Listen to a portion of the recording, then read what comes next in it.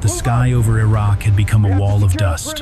From thousands of feet above the ground, two pilots flew through what should have been the most advanced battle space on Earth, yet they could see nothing. No enemy, no friendly forces, no battlefield at all. Just a suffocating sandstorm that erased the war below as if it never existed. And then the radio crackled. A familiar voice broke through the static, tight with urgency. American soldiers were trapped near a bridge on the Tigris River, exhausted, low on supplies, and taking relentless fire from tanks they could not see. If the enemy crossed that bridge, the battle would be over before anyone could react. For the pilots overhead, this was the moment where doctrine ended and judgment began. Flying lower meant gambling with anti-aircraft fire, with missiles hidden in the haze, with the simple fact that visibility had dropped far below any margin of safety. Staying high meant leaving men on the ground to fight alone. Modern warfare is often described as precise, calculated, and controlled. But on that April day in 2003, it came down to a much older question, one that has echoed across battlefields for centuries.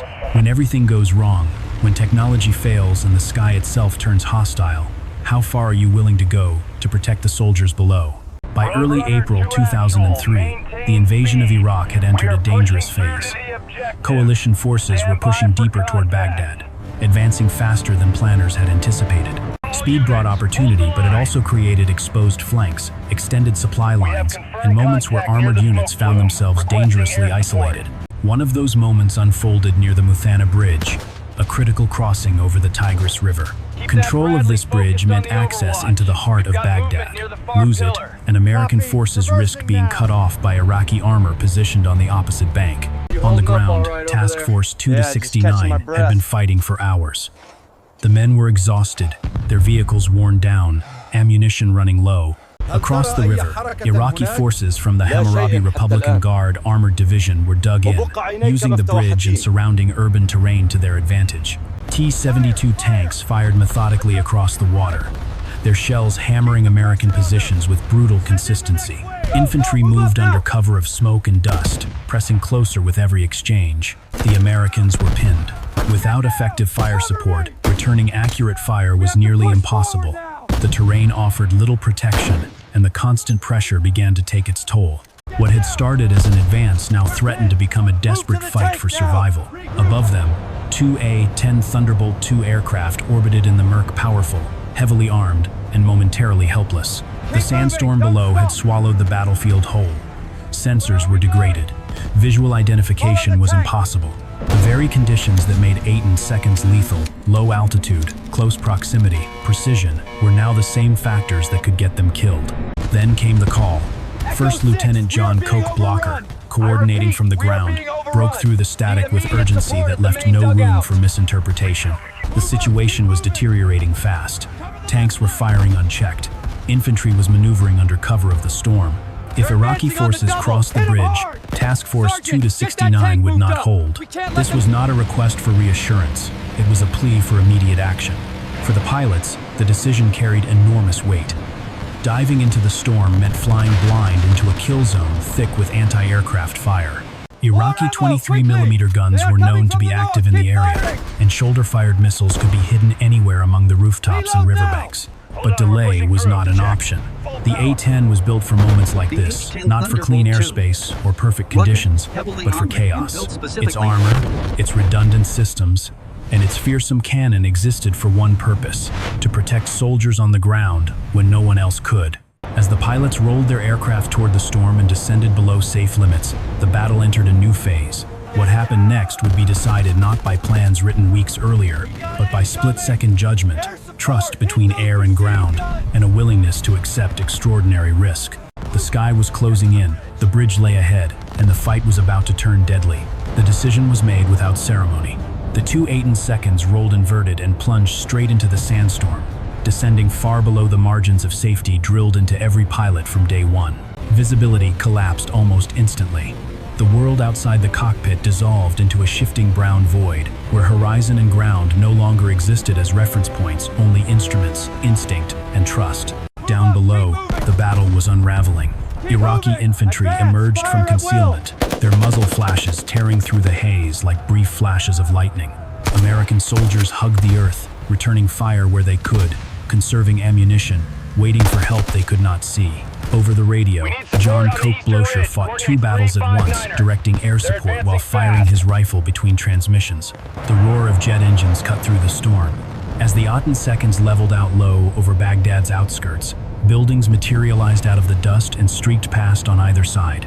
The pilots followed the Tigris River north at breakneck speed, flying just high enough to avoid rooftops, just low enough to stay beneath the worst of the storm. Then the bridge appeared. Brake left. Captain Greg Billy Bob Thornton peeled away, giving his flight lead room to work. Lieutenant Colonel Raymond Donk Strasburger pulled up slightly, searching for the target area, but the ground vanished again into the swirling sand before he could positively identify anything. Without a visual confirmation, he risked striking friendly forces. He needed to mark the target. Donk selected his rocket pods loaded with smoke rounds and lined up for another pass, but this time, the enemy was ready. Iraqi 23mm anti-aircraft guns erupted along the riverbank, sending thick arcs of tracers clawing upward through the haze. A burst passed just beneath his aircraft. Donk pressed the trigger. Nothing happened. The rockets malfunctioned. With the bridge rushing toward him and no time to abort, Donk made a split-second decision. He dumped flares across the riverbank, an improvised marker, imperfect but visible. Then he hauled the jet hard to the right, skimming over buildings as anti-aircraft fire chased him out of the target area. On the ground, Blocher saw the flares burn through the storm. He knew exactly where Donk was. "Donk, you're clear to engage." This time, Donk came back armed with real firepower. As he descended again, tracers rose to meet him, streaking past his canopy by mere feet. Through gaps in the storm, he caught sight of armored vehicles firing across the river, a BMP racing toward the bridge among them. He placed the reticle and squeezed the trigger. The GAU-8 cannon roared to life, its deep, mechanical growl echoing across the battlefield. 30mm rounds tore into the BMP, shredding it in seconds. The vehicle collapsed into scrap as Donk thundered overhead, pulling away under a storm of anti-aircraft fire. "I have tanks on the circle, Bob." But as Donk climbed out, warning lights exploded across his cockpit. Something was wrong. His aircraft might have been hit. Systems flickered. The drop-compensated gun sight vanished from his display. The fight was far from over, and now the margin for error had shrunk to almost nothing. As Lieutenant Colonel Raymond Donk Strasburger pulled away from the target area, the cockpit no longer felt like a sanctuary of technology. It felt fragile. Warning lights blinked across his dashboard. For a brief, unsettling moment, he believed the aircraft had taken a hit. He ran through the checks methodically, forcing calm into every movement. Controls responded. Fuel levels were stable. Engines were running clean. The A-10 was still flying, but something critical was gone. The drop-compensated gun sight, his primary tool for accurate cannon fire, had vanished from the head-up display. The ballistics computer was dead. In the middle of one of the most hostile air defense environments imaginable, Donk had lost the very system that turned firepower into precision. There was no time to fix it. He cleared his wingman in without hesitation. Captain Greg Billy Bob Thornton rolled his A-10 back into the storm, descending with purpose. Unlike Donk, his systems were still fully operational, and the ground fight desperately needed every ounce of that capability. D-Mob 7 to 2 inches hot from the south. As Billy Bob lined up with the river, the battlefield began to emerge through the haze. He did not need a detailed picture. One silhouette was enough. A T-72 main battle tank stood exposed near the western edge of the engagement area, firing relentlessly across the river. Billy Bob squeezed the trigger. A torrent of armor-piercing 30mm rounds slammed into the tank's roof, its weakest point. Sparks erupted. Flames followed seconds later. When he pulled up and away, the T-72 was already burning from within. "I got that sucker," he radioed. West edge of the circle. Above him, Donk fought a different battle. Unable to restore the computer, he reverted to an old-school fixed gun sight technology dating back decades. It offered no compensation, no margin for error. His aim would be imperfect, but the GAU-8 still delivered nearly 4,000 rounds per minute. Sometimes, volume became its own solution. Going in, Donk plunged back into the storm. Tracers ripped past his canopy as multiple targets flashed into view. He placed the crude crosshairs above them, estimated led by instinct alone, and fired. The cannon thundered. Dirt, metal, and debris erupted below, but there was no confirmation. No clean assessment, only the knowledge that he had done everything possible. Fuel warnings began to creep into the back of his mind. They were approaching bingo, fuel, the absolute minimum required to return safely to base. The calculation had been made before the mission began, before the storm, before the prolonged engagement. Donk knew the numbers no longer reflected reality. He began recalculating in his head. Meanwhile, Billy Bob made another pass. The storm no longer surprised him. The anti-aircraft fire did not intimidate him.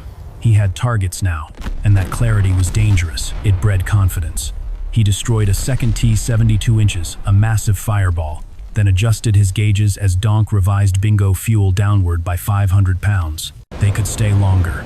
Then came the moment that nearly ended everything. As Billy Bob lined up supply trucks along the riverbank, he never saw the lone Iraqi soldier on a rooftop, shouldering a MANPAD. The missile leapt from its tube, surged upward, locked on, and then lost its track. It flew past his left wing by feet. Billy Bob broke hard and escaped westward, heart pounding. Death had passed him by in silence. There was no celebration, no pause. He turned back in, because the fight below was not over, and neither was their duty. What unfolded over the Muthanna Bridge was not just a dramatic battlefield episode, it was a clear demonstration of how modern American warfare actually functions when plans collapse and conditions turn hostile. At the center of this engagement was a doctrine the United States military had spent decades refining: close air support built on trust. Not algorithms, not automation. Trust between pilots and the soldiers below them. The A-10 Thunderbolt II was never designed to fight clean wars. It was built to loiter low, absorb punishment, and deliver devastating firepower precisely where friendly forces needed it most. In Iraq, that philosophy was tested under some of the worst possible conditions: near zero visibility, dense urban terrain, and an enemy equipped with tanks, anti-aircraft guns, and shoulder-fired missiles. Yet the aircraft alone did not win the fight. The decisive factor was coordination. First Lieutenant John Coke Blocher's role on the ground proved indispensable. Acting as the bridge between air and land, he provided real-time confirmation, target clearance, and situational awareness while under direct fire himself. Without that human link, precision would have been impossible. Technology degraded, judgment did not. From a strategic perspective, this engagement exposed a critical vulnerability of traditional armored forces. Iraqi T-72 tanks, designed for conventional battles, were rendered ineffective when faced with persistent, accurate air power operating at close range. Once deprived of momentum and freedom to maneuver, armor became a liability rather than an advantage. For American commanders, the lesson was clear. Dominance in modern warfare is not achieved by overwhelming firepower alone, but by integration air, ground, and human decision-making functioning as a single system.